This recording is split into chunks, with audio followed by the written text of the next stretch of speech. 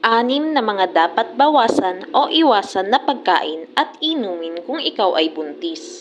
Number 1. Hilaw o kulang sa luto na mga pagkain gaya ng malasadong itlog at kilawin.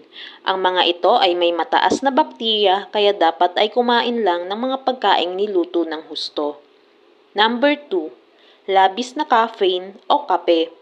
Kapag naparami ang inom ng kape, ang isang buntis ay maaari itong magdulot ng panindigas ng tiyan at maaari ding makaapekto sa kanyang baby.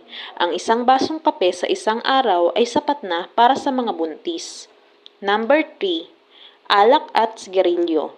Hindi nakabubuti ang pag-inom ng alak at paninigarilyo kung ikaw ay nagdadalang tao. Pwedeng malagay sa panganib ang iyong baby o magdulot ng miscarriage o stillbirth. Number 4. Pagkain ng pinya at papaya. May ilang mga doktor at nurse ang nagsasabing bawal kumain ng mga prutas na ito lalo kung ikaw ay wala pa sa iyong kabuwanan. Maaari kasing lumambot ang cervix at mapaanak ng maaga kung sosobra ang pagkain ng papaya lalong-lalo na ang pinya. Number 5. Junk foods at noodles.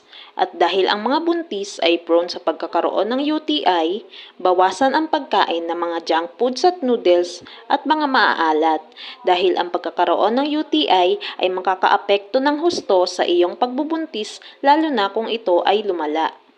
Number 6. Sweets gaya ng candies, ice cream, milk tea, soft drinks at iba pa. Ang sobrang pagkain ng matatamis ay pwedeng magdulot sa isang buntis ng gestational diabetes.